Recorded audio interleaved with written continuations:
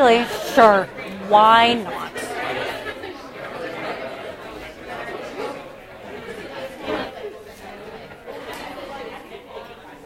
Thank you for coming today. Our colloquium speaker today is Tammy Rosner. Tammy's one of our own. She is currently working on the final stages of her dissertation, working under my supervision and with the rest of the colleagues in my lab. Another my colleague. Right, so Tammy's background. She did her undergraduate studies at McMaster. And the first time I got to know Tammy, encountered Tammy, she was a student in my third year memory course. And I learned some very interesting things about Tammy in the context of that course. So here's the scenario. We have a midterm exam and a final exam in that course. And the structure of the exams are a little different from exams in other courses. They're kind of open and they're sort of very conceptually oriented. Turns out Tammy didn't do so well on the midterm. And that happens every year. It's a weird exam, right, Emily? It's not. I know. But what will often happen, and happens quite regularly in that course, is that students who are clearly up to that kind of challenge will learn from the midterm, and ultimately produce something quite spectacular in the final. That was Tammy. And I learned from that. When I see somebody who stumbles in the midterm, well, big deal. It's really what happens when you encounter that challenge. And the question is, do you rise to it? Tammy did in unbelievable fashion. I tell that story because, a couple years later, we're looking at graduate applicants for our program, and Tammy's application is in there, and I'm thinking, wait, that's that student who stumbled on the midterm and did unbelievably on the final exam.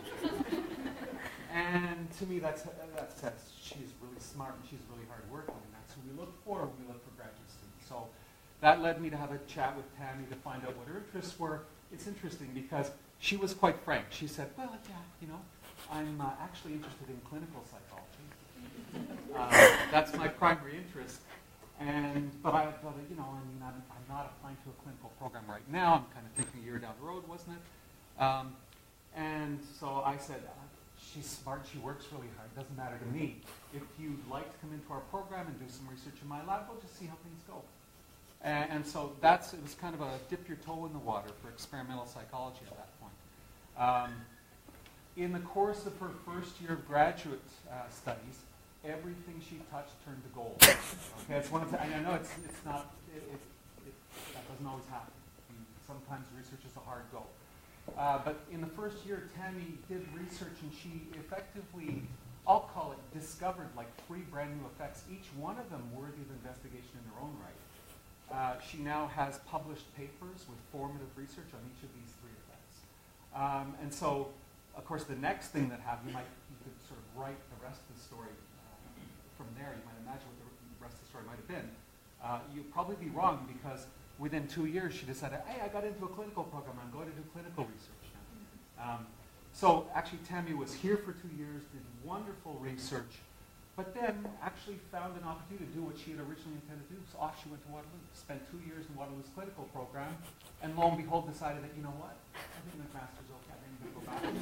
She rejoined our program. What she's done since then is, if you imagine 3 lines of research, she came back, grabbed a hold of one of those lines of research and has pushed it forward in some really interesting directions. And that's what she's going to be telling you about today. So, welcome, Tamara.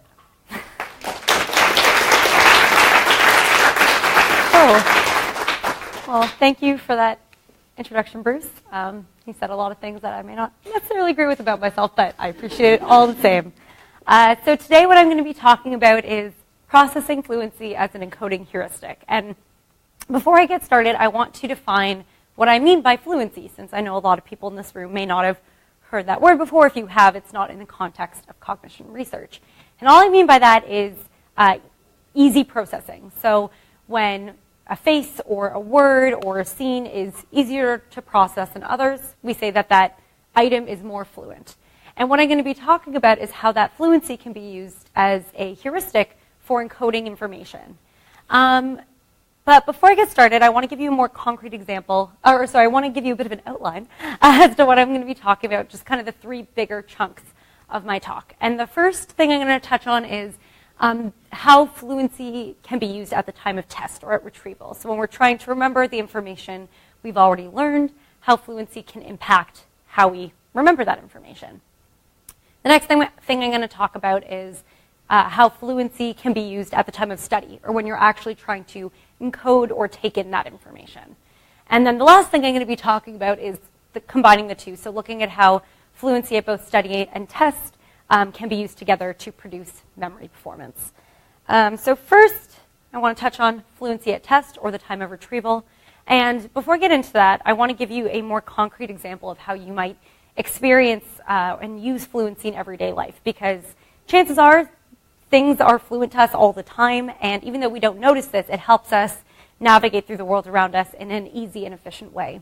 So the example I want to talk about is one that we've probably all encountered, where you might be walking across campus and you see someone and they just seem so familiar. You don't know why you know them, you don't know where you know them from, but there's just something about them that you're sure you have met them before. And there are two reasons that this strong sense of familiarity may have came about. One is that maybe that person's face matches a face that you have in memory, and something about the match leads to this strong feeling of familiarity. So there's actually a memory of this person that leads to that feeling. But there's another school of thought that suggests that familiarity doesn't necessarily necessarily come from actual retrieval, but just from a more heuristic way of looking at things, so from fluency. So if you see someone you know, their face, their mannerisms, how they talk, it's going to be more fluent than for someone that you don't know.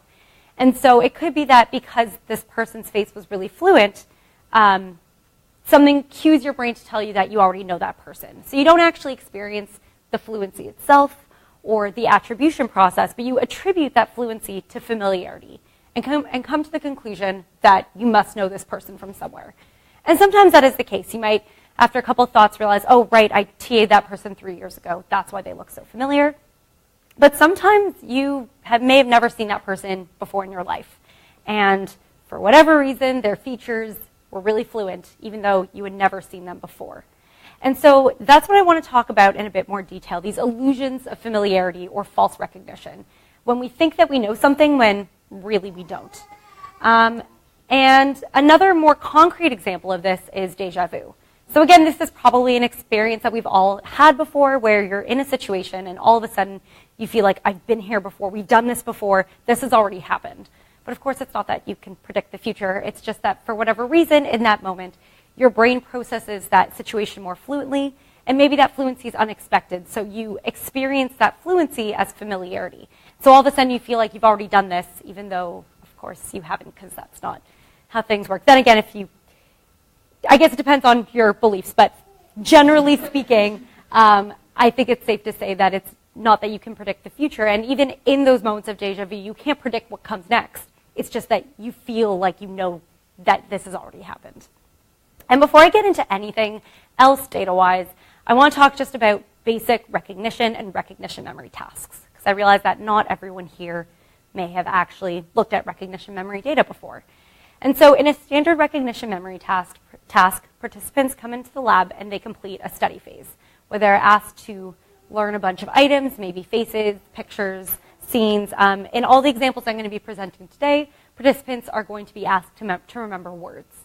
And these study phases can be intentional, so their instructions might be, hear a bunch of words, remember them for later, or they might be incidental. So we just tell them to read some words and then give them a surprise recognition memory test later.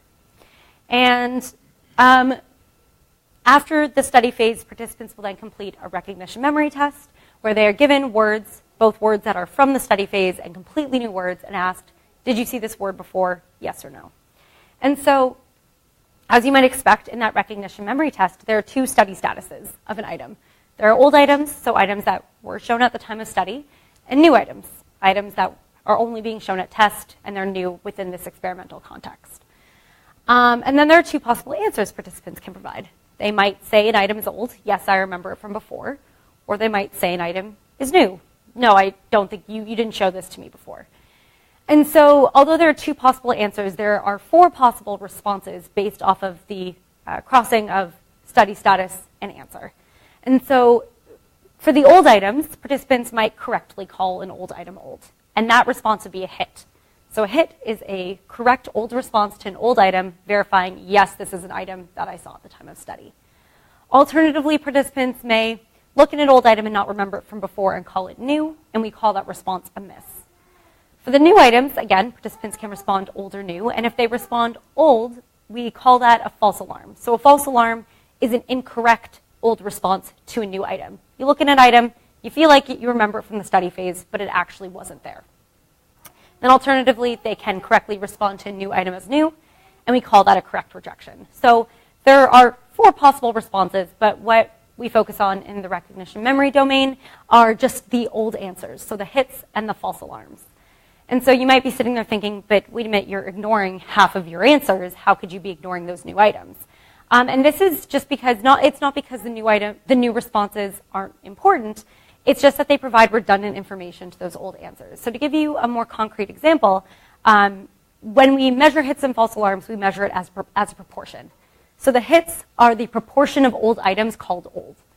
So if you have 100 old items in a recognition memory test and you respond to 70 of them as old, your hit rate is 0.7.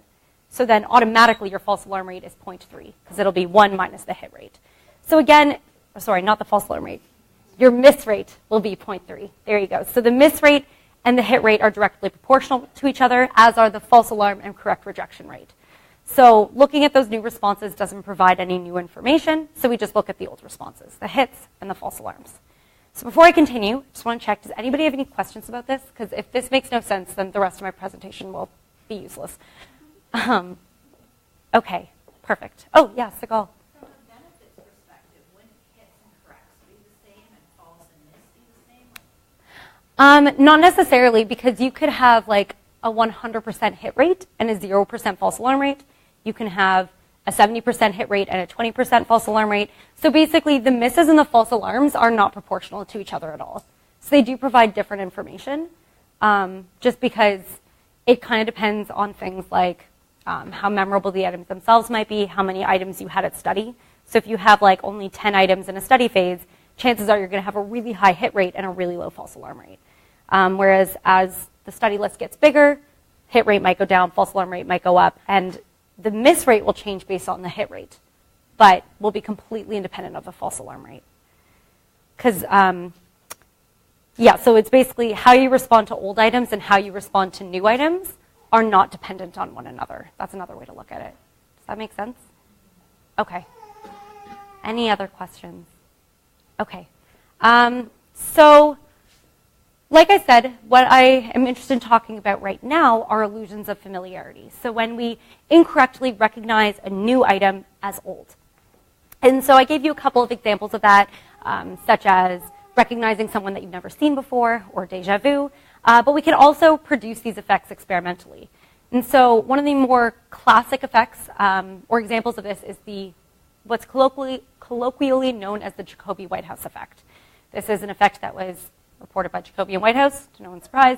And this is just a very specific method to produce false recognition. There are lots of ways to do this, but I'm going to focus on this method here. So what they did was they brought participants into the lab and said, we're going to show you a bunch of words. Remember these words for later. So they studied a bunch of words, nothing special about them, a couple seconds on screen per word. And then after the study phase, they were then given a recognition memory test, in which they were asked to respond to items as old or new.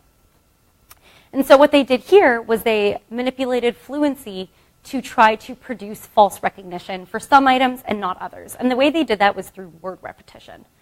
So participants saw something like this, row of ampersands just as a pre-mask, then a quickly shown word for 50 milliseconds followed by a post-mask of ampersands. So what that might look like to a participant is just the ampersands with a quickly flashed word interrupting it. And then after that, they were given the target word to which they were to respond old or new. And so in some cases, like what's shown here, that first prime word, light, and the target word, crate, didn't match. There were another type of trial called repeated trials, And in that case, the prime and the target did match. And we know from a lot of other studies in cognition that when you repeat an item, it becomes more fluent. It's easy to process just because you saw it a second ago, or in this case, 500 milliseconds ago. And so what we can say about these items is that the repeated items are going to be processed more fluently than the non-repeated items. And so the idea here is that if fluency can be misattributed to familiarity, we might see higher false alarm rates for the repeated than non-repeated items. And because we are interested in looking at illusions of familiarity and false recognition, I'm only going to be showing you the false alarm rates from this study. So remember, those are old responses to new items. So when you incorrectly remember an item from the study phase. And so that's what I plotted here on the y-axis, the false alarm rate. Throughout the talk, items that are repeated will be shown in dark gray bars, non-repeated items will be in light gray bars. And as I've kind of alluded to, what they found were significantly higher false alarm rates for repeated than non-repeated items. So again, this demonstrates that fluency can be misattributed to familiarity, and that when an item is more fluent, we want to do something with that feeling of fluency, and we'll attribute it to the most reasonable source. And especially in the case of a recognition memory test, the most reasonable source might be familiarity. This thing was fluent, it must have been because I saw it before, so you call it old. So this effect, like I said, is a really classic effect from the literature. It's been shown so many times, it's been studied in a lot of depth. There are other ways to produce these false recognition effects, all by manipulating fluency, just in different ways. So you can manipulate fluency not just by repetition, but like I said, that's what I'm going to be focusing on today. So if there's one thing I want you to take away from this portion of the talk, it's that repetition at test leads to increased fluency, and that fluency then leads to, is then misattributed to familiarity, which leads to an increase in false alarm rates for those repeated items. So before I move on, does anyone have any just like clarification questions about any of the stuff I just talked about? Beautiful. Okay. So that kind of finishes the portion of my talk on how fluency can impact retrieval. But what I want to talk about now is how fluency can impact encoding. So when you're actually trying to learn or take in information, how fluency might affect the ability to do so. And so I want to talk about another more real-life example. This may be something that maybe you personally haven't experienced, but maybe you see your students doing when they're studying. So students, especially right now with exams coming up, are probably spending a lot of their time studying. And one really common study strategy is to reread the textbook and reread your notes and go over the notes that the professor provided them.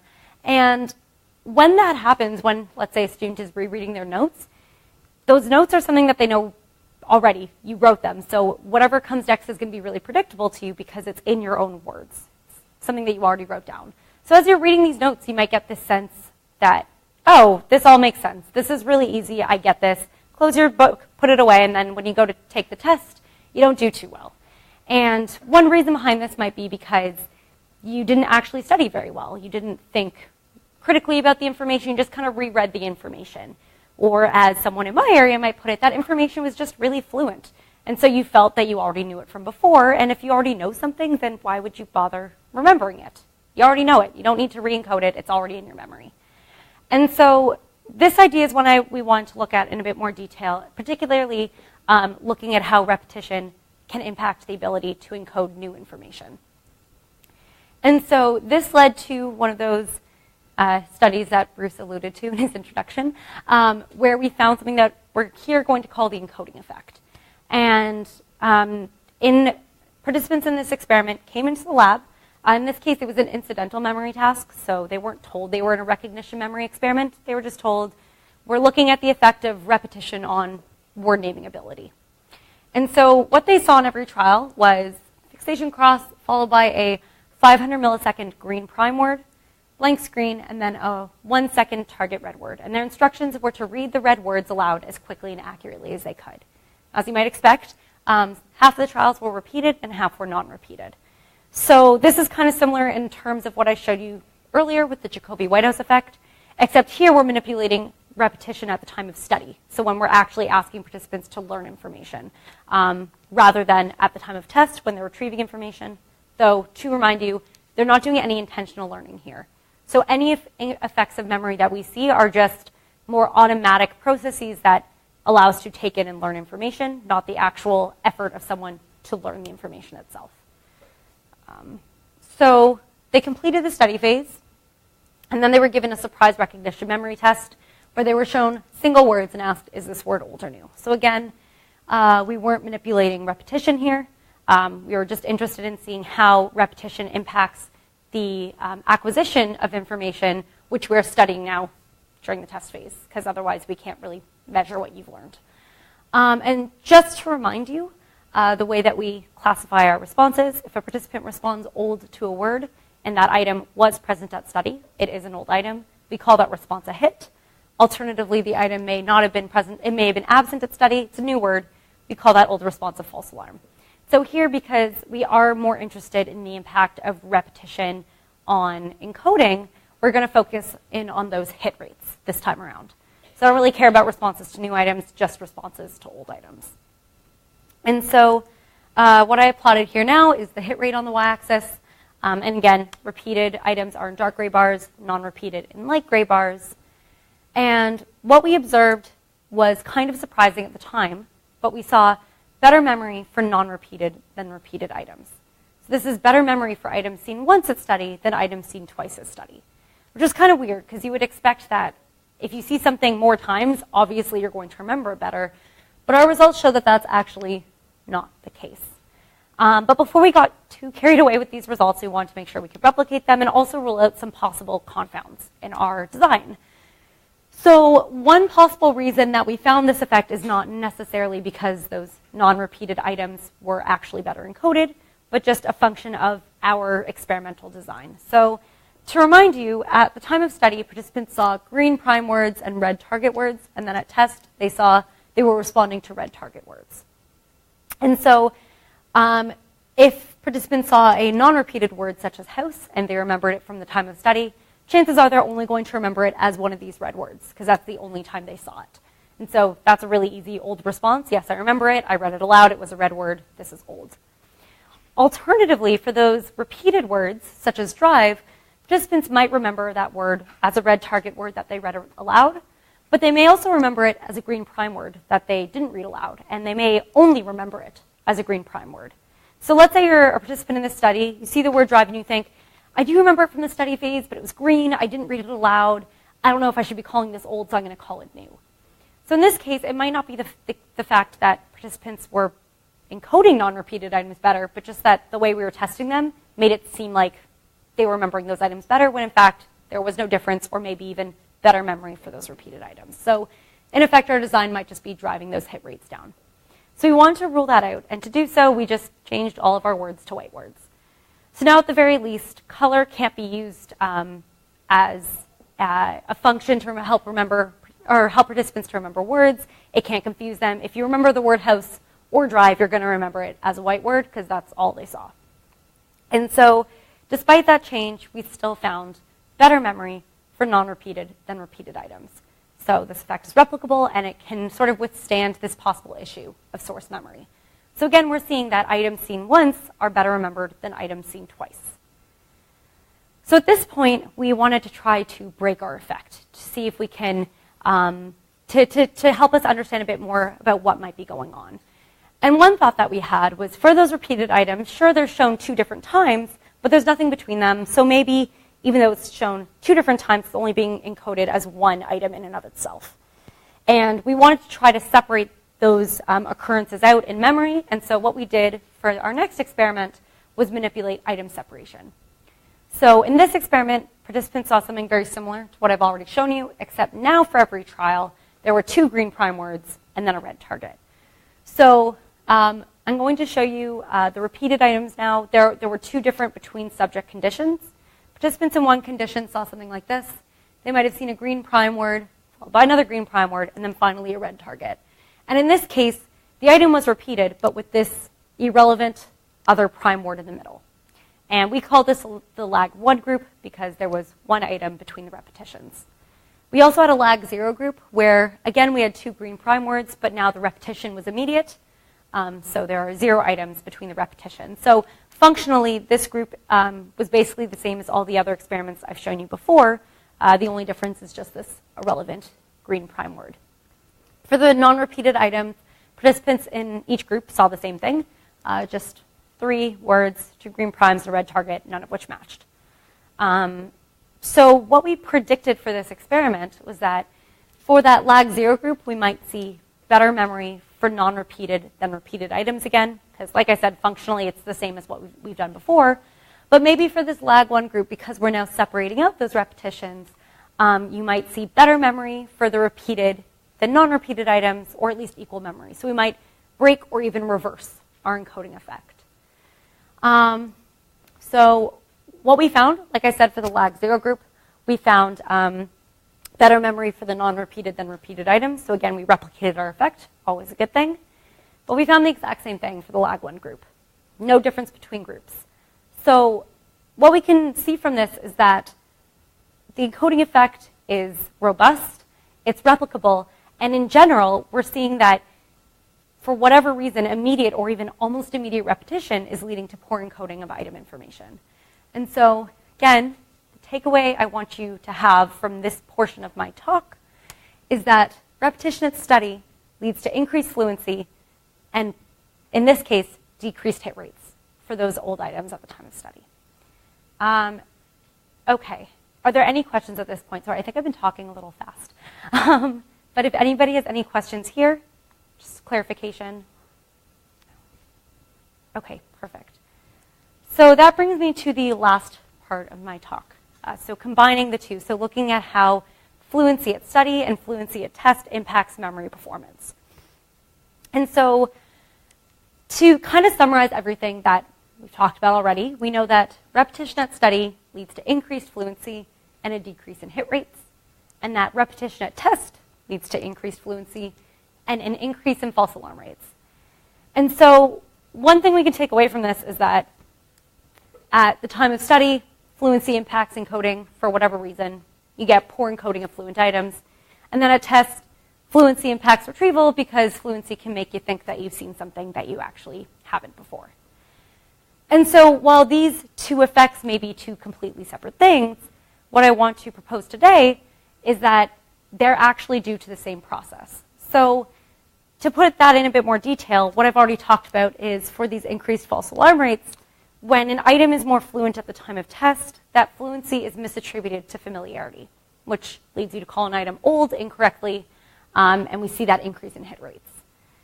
And it's possible that that exact same attribution process is happening at the time of study. It's just that we're not asking people to call items old or new at the time of study, so we don't see it.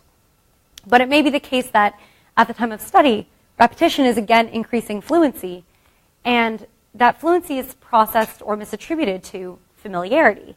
And like I said before, if you already know something, if something is already familiar, why would you waste your time and energy encoding it again? And so it could be that increased fluency itself tricking your brain into thinking you already know that word or you've seen that word recently, and so you don't learn it. So you don't bother to remember it for later. And to put that in another way, it might be the case that repetition leads to increased fluency. That increased fluency leads to the sense that you already know that information.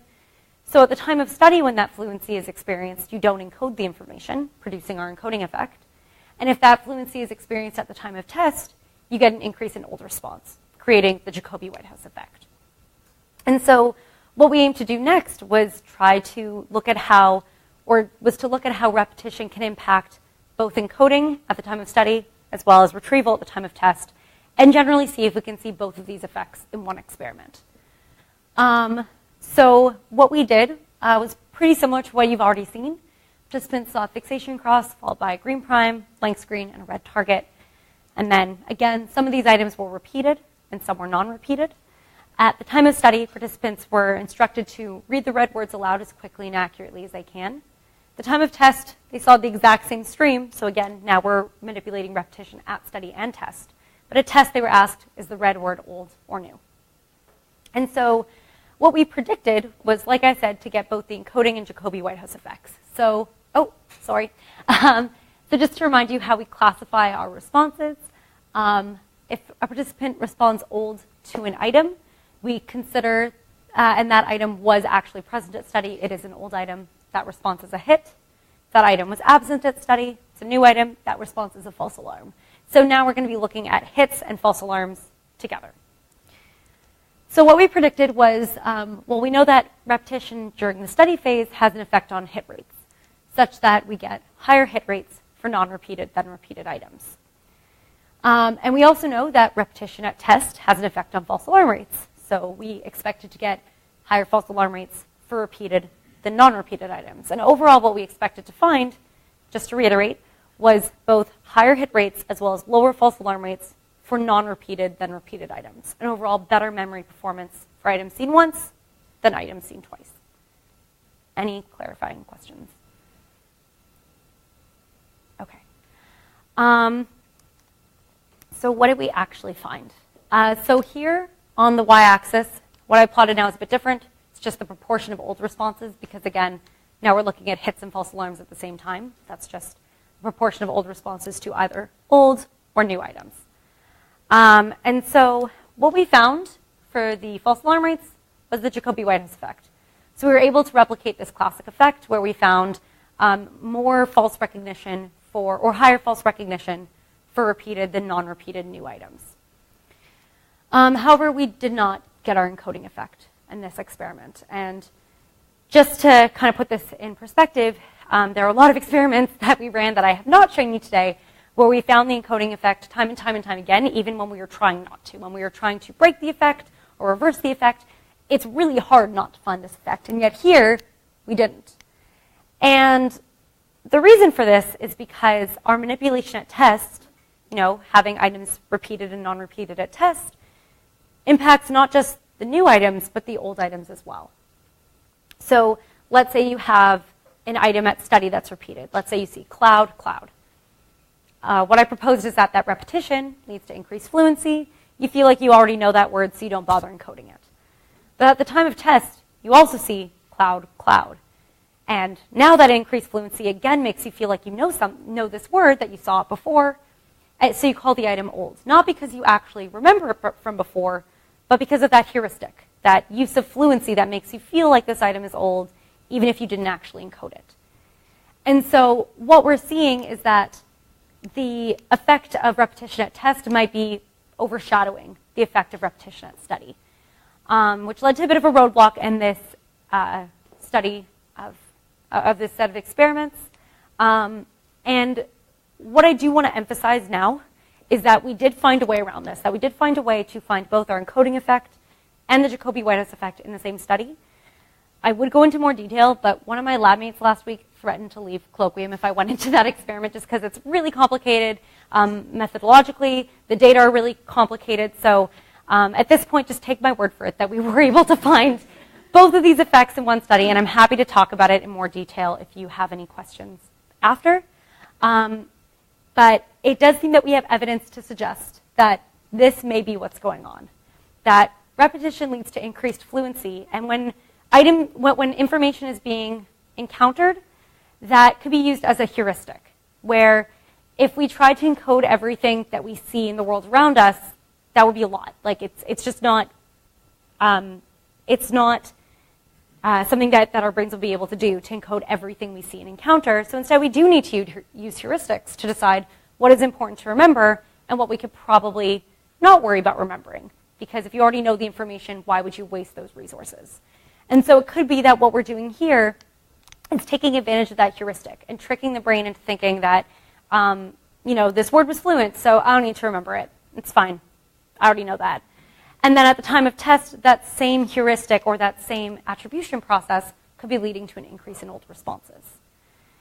And so there's a few things I want you to take away from this line of research that I presented. One thing is that the effect of fluency when we're learning information and the effect of fluency when we're remembering information aren't all that separate. That the processes that allow us to learn and remember may be the same processes. And that it's important when we're studying memory to study both stages together. And the other thing to remember is that when we're studying memory, it's kind of complicated because you have to navigate the fact that these things are not separate. And so if I want to learn the information that you've encoded, I can't just stick an electrode into your brain and pull out those words that you remembered. I have to ask you. And just by virtue of asking you, that can change how you retrieve the information. which is what I saw in that last experiment I showed you. Because we manipulated repetition at test, it impacted how participants actually retrieved the information that they had encoded.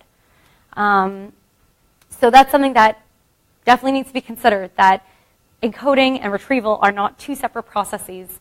Well, they are two separate processes, but how you retrieve can impact what seems to have been encoded.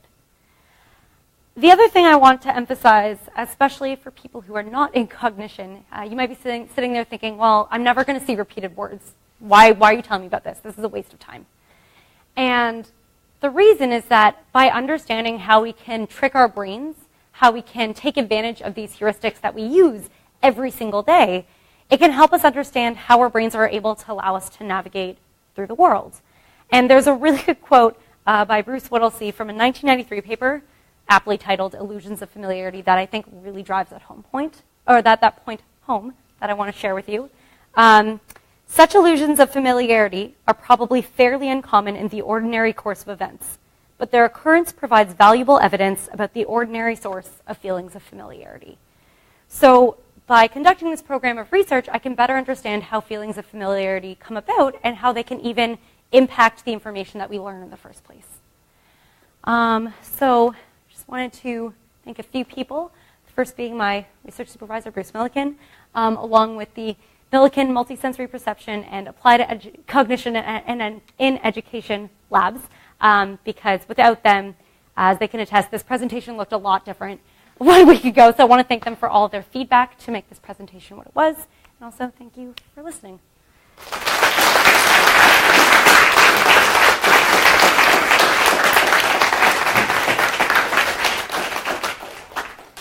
Questions for Tammy? Sigal. So, as you know, Tammy, I don't know much about cognition. But the result that repetition leads to fewer correct responses, or however you want to put it, is a really surprising one to me. So I wonder about if you can throw in a covariate of how effortful it is, like the amount of effort that you need to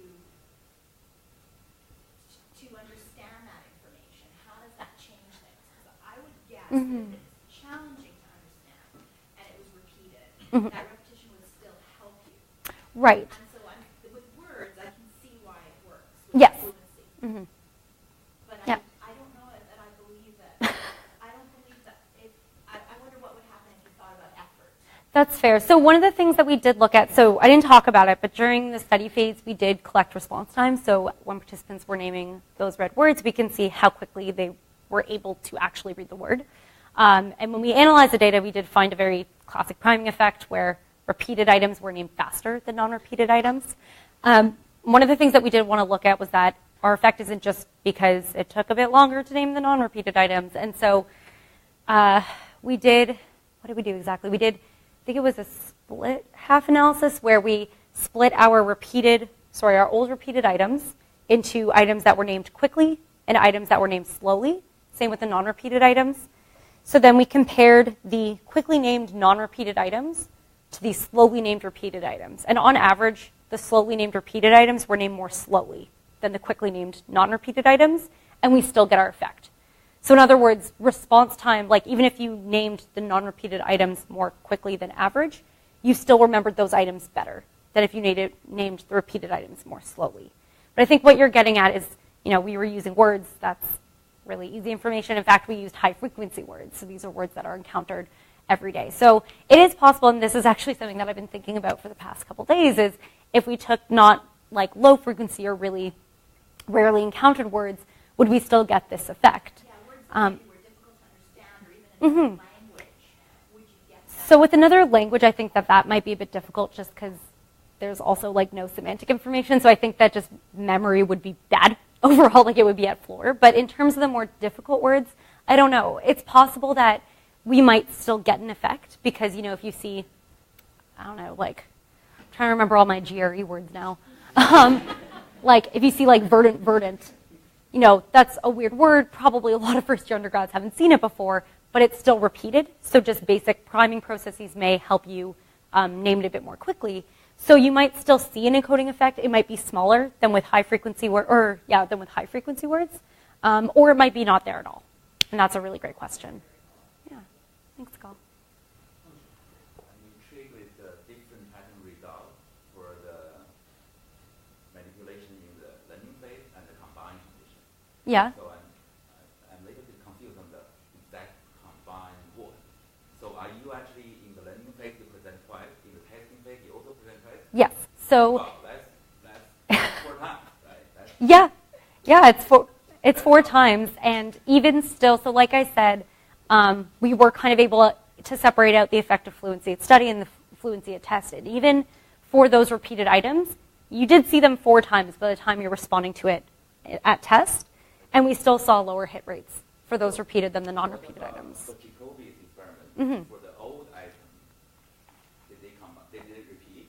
What happened for that result? So for Jacobi and Whitehouse, when they only manipulated repetition at test, you still get a bit of an effect in the hit rates. So you still get, it depends. It tends to be a bit smaller. Could be part of yours too, right? Sorry? Could be contribute to part of yours.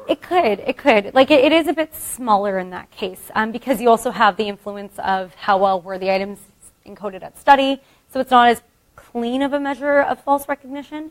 But you do also get higher hit rates for repeated than non-repeated items when you only manipulate repetition at test. It's just not as reliable of an effect. So people tend to look at only the false alarm rates because really what we care about is false recognition. So the hit rates don't really help us out to figure that out. Yeah, but for you, combined condition, you're saying by repeating 2 times, 4 times. Yeah, so you actually see an interaction of these 2 things. Yes. And so what we actually thought was happening. Yeah. Sorry, let me just jump to that graph. Wipe out whatever the string result, the encoding phase. Yeah. So to go into a bit more detail about what we think is happening here. So we think that it's only fluency or the attribution of fluency that's driving this effect. That very little of what we're seeing here has to do with what was actually encoded at the time of study. And so, so here we have higher hit rates for those repeated than non-repeated items, but that's just, I don't think it's because just in this case, for whatever reason, the encoding phase led them to encode things differently than all of our other participants in the past. It's because those old items are also falling victim, although that's a little dramatic, but falling victim to the effect of fluency at the time of test.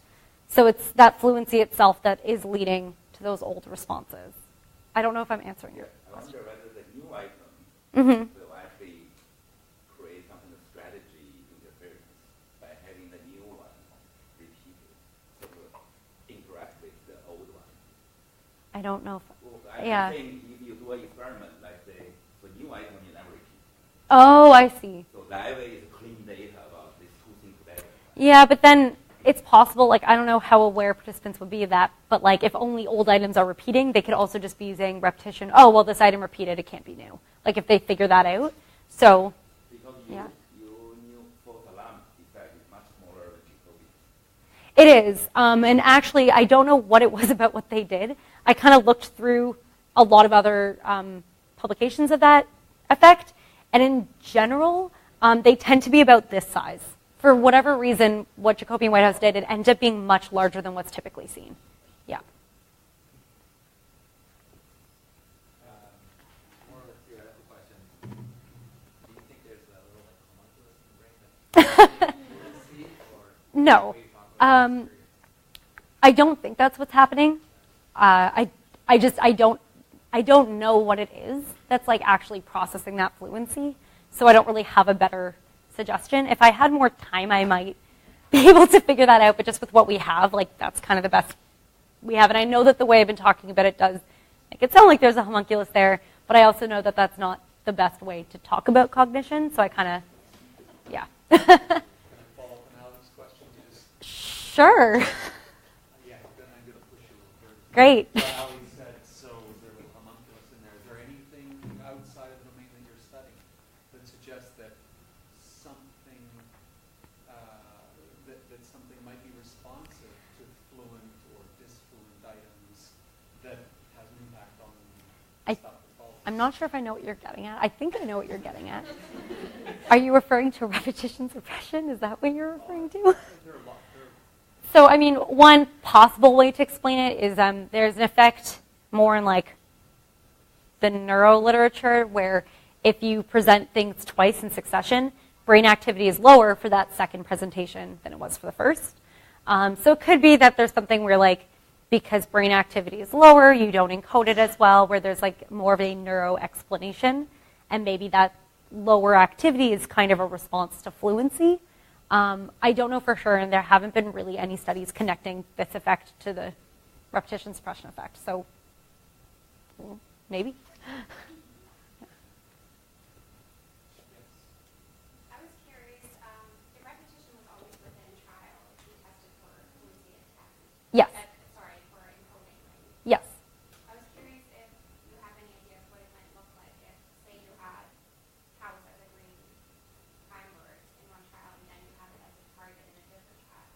Like within the study phase? Within the study phase, you mean? Yeah. So I'm trying to remember, Robert Collins, another grad student in the lab, he's done something kind of like that. And in that case, you do see better memory. In that case, let's say for house, and that gets more into an area called the spacing effect, where you see better memory for spaced out repetitions than massed repetitions.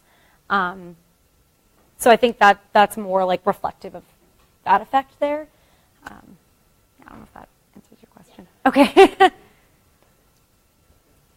So you all touched on sort of effort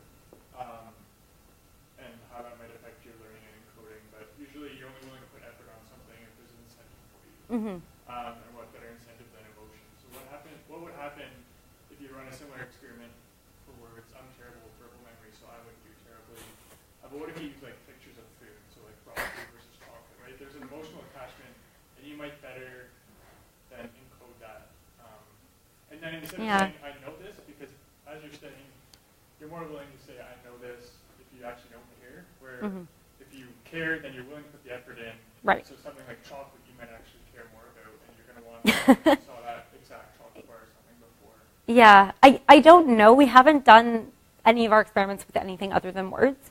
So I don't know if our effect would come out for pictures. As for the emotional attachment, you've done something kind of like that, right, Ellen? The like negative and positive valence words.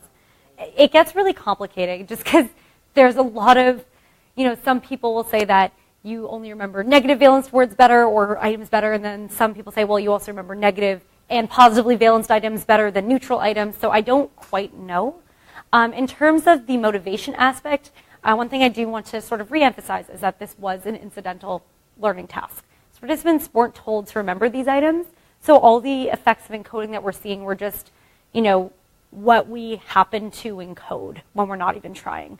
So in that case, I don't know how motivation would play into it because, again, we haven't really looked at intention of learning. But it is possible that if something was more motivating to learn, that maybe the effect of repetition wouldn't be there. But I'm not 100% sure on that. Yeah, well, I guess it's trying to say, well, what's going to prime the brain then without cueing it, telling it it has to learn? What's then going to prime it so that it says, I'm going to store this and it's useful information? So then that's essentially what you're trying to find. Mm-hmm. It's this repeated thing, helping prime the brain, or is it actually making the priming worse? And then we're trying, I guess, is emotion or some sort of motivational factor going to help?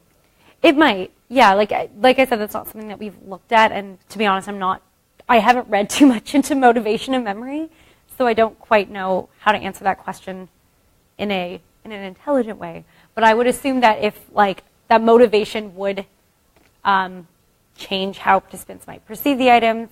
Maybe if an item is repeated and they're motivated to learn it, it kind of gives them the second opportunity to learn the word, and that might be even more helpful. But yeah, I don't know. I was wondering if you had any sort of predictions on, and I don't know how to exactly phrase this very well, if the negative effect of fluency on word recollection, is it like word specific or more context specific? So for example, if a student was to study his notes repeatedly, and he would do words throughout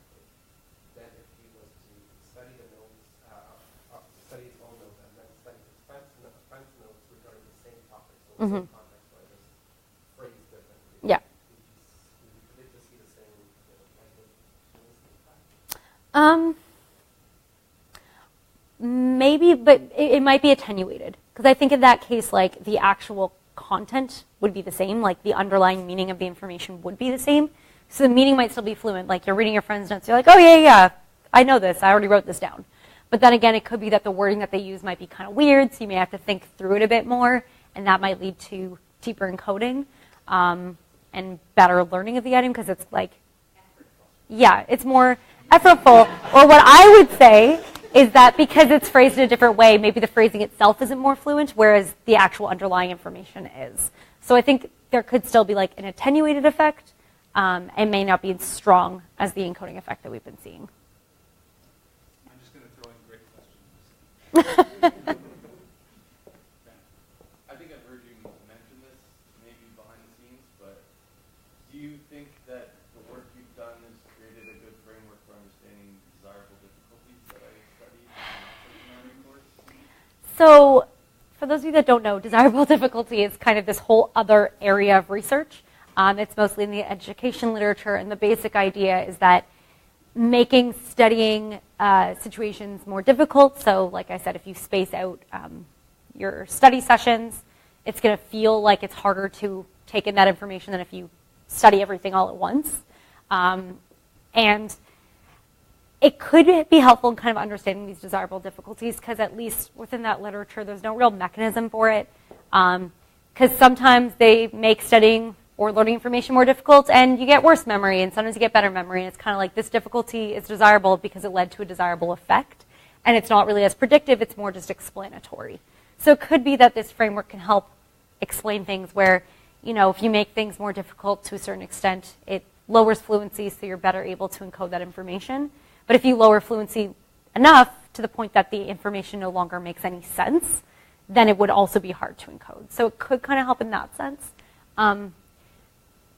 Yeah,